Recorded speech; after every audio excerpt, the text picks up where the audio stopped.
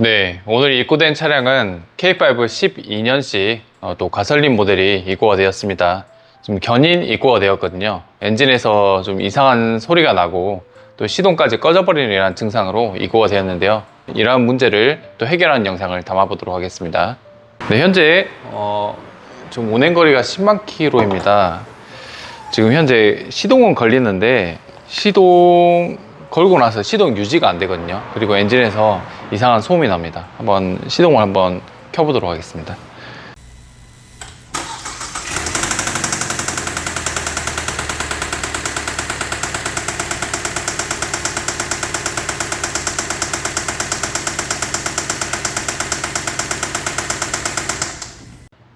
네, 들었다시피 엔진의 소리가 굉장히 심상치 않게 소음이 큰 가운데 있습니다. 고장 코드를 일단 먼저 살펴보고 엔진 안쪽에 무언가가 지금 파손이 된 것 같은데요. 스캐너 진단을 통해서 뭘 또 이렇게 고장을 잡고 있는지 확인을 해봐야 되겠습니다. 네, 고장 코드 한번 살펴보겠습니다. 고장 코드는 타이밍 관련 고장 코드가 뜨고 있습니다. 안쪽에 뭐 체인 관련이나 크랭크 축 관련이나 일단 타이밍 쪽이 안 맞다는 이런 관련인데요. 엔진의 이런 소리와 고장 코드 내용을 봤을 때 안에 또 오일 계통에 윤활 계통에 문제가 있는 것으로 이렇게 판단이 됩니다. 먼저 이 소리 자체는 해결을 하려면은 무엇이 또 엔진에 또 각종 달려 있는 게 많기 때문에 외관상으로는 보기 힘듭니다. 그리고 또 시동이 유지가 되는 상황이 아니기 때문에 엔진을 좀 분해를 해서 어디가 문제가 있는지 한번 찾아내야 될 것 같습니다. 네.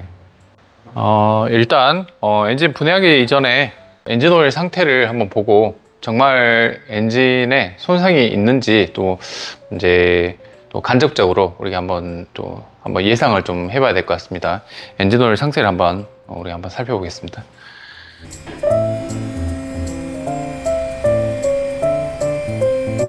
네, 오일은 교환한 지 얼마 안 된 것 같네요. 자, 지금 엔진 오일과 오일 필터를 살펴봅니다.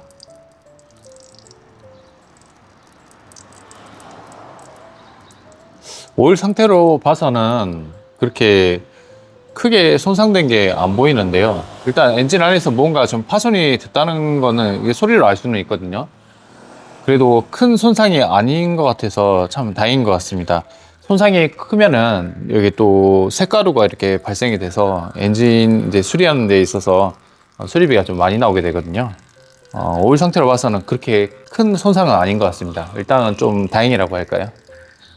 일단 문제 해결을 위해서 엔진을 탈거해서 엔진 내부를 한번 확인을 한번 해보도록 하겠습니다.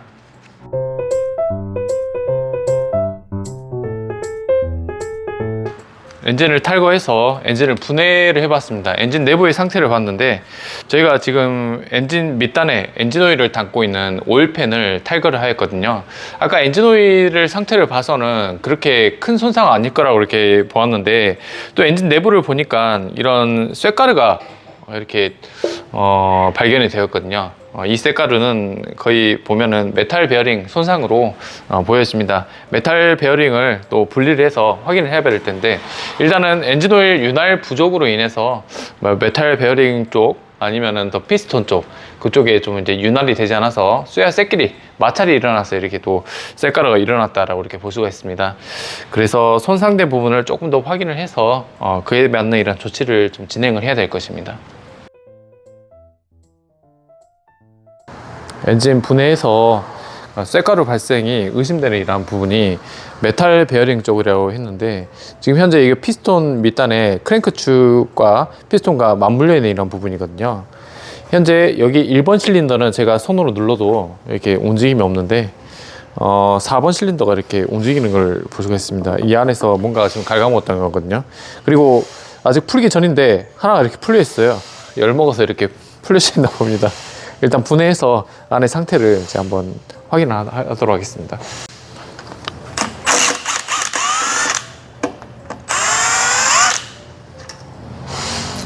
네, 역시 메탈 베어링 손상으로 이게 달라붙었네요. 메탈 베어링이. 네, 이렇게 메탈 베어링이 달라붙어서 윤활 부족으로 엔진오일 윤활 부족으로 이렇게 손상을 입었다는 것을 또 확인할 수가 있습니다. 이 부분은 갉아먹는 이러한 부분을 메탈 베어링 교환과 크랭크 축 손상된 거 이런 복구하는 작업으로 마무리를 하고, 그리고 또 이제 윤활 계통이 의심스러우니 뭐 차량 엔진 안에 있는 이런 심장과 같은 엔진 오일 펌프도 반드시 교환을 이렇게 진행을 해야 될 것입니다.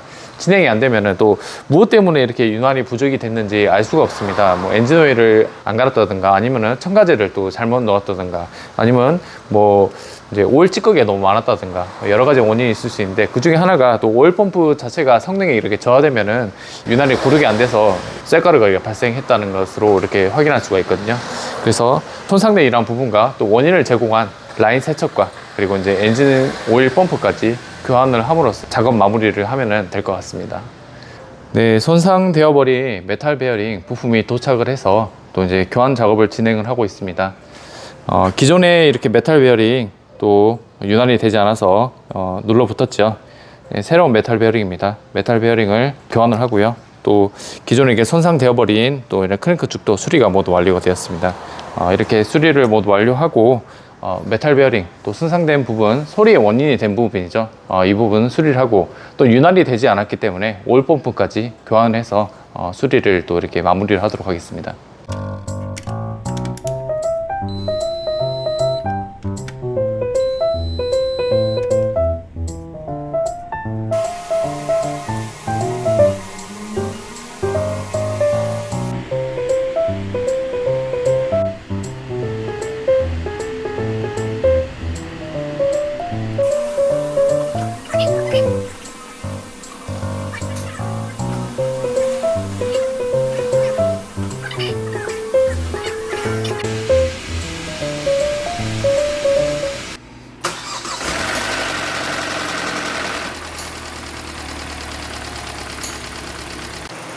네, 지금 현재 수리를 모두 마치고 시동을 막 걸었습니다.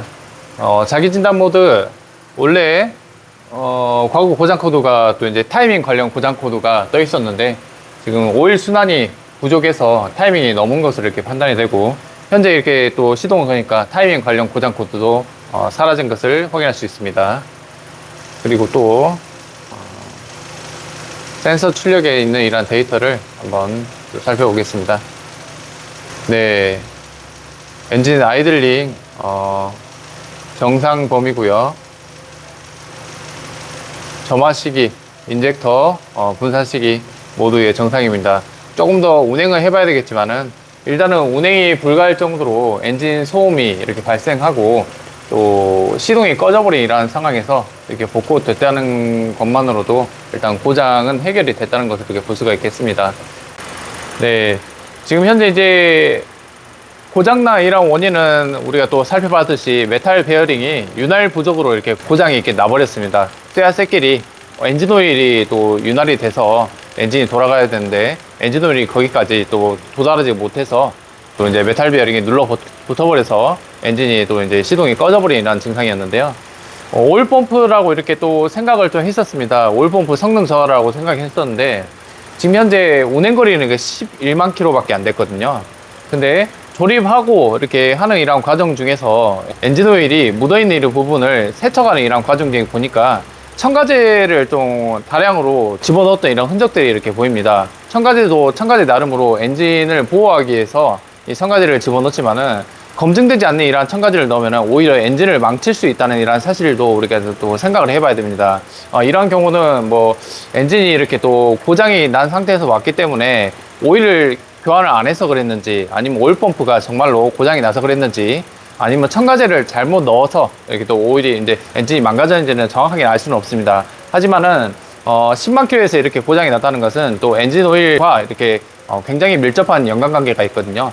차량 관리에 있어서 또 오일 관리도 정말 잘 하셔야 되고요. 아무 첨가제나 이렇게 넣으시면은 엔진이 망가질 수가 있습니다. 이렇게 엔진이 망가진 이유는 정말 특별한 경우입니다. 사실은 이 특별한 경우인데, 이 특별한 경우가 이런 발생되는 이런 원인도 관리 부족이라고 할 수가 있고, 누가 좋다 카더라 해서 또 첨가제를 넣으면 이렇게 망가질 수 있다는 사실을 또 인지하고 차량 관리를 했으면 좋겠습니다. 자, 이러한 정보도 또 여러분들에게 유익한 또 정보가 됐으면 좋겠고요.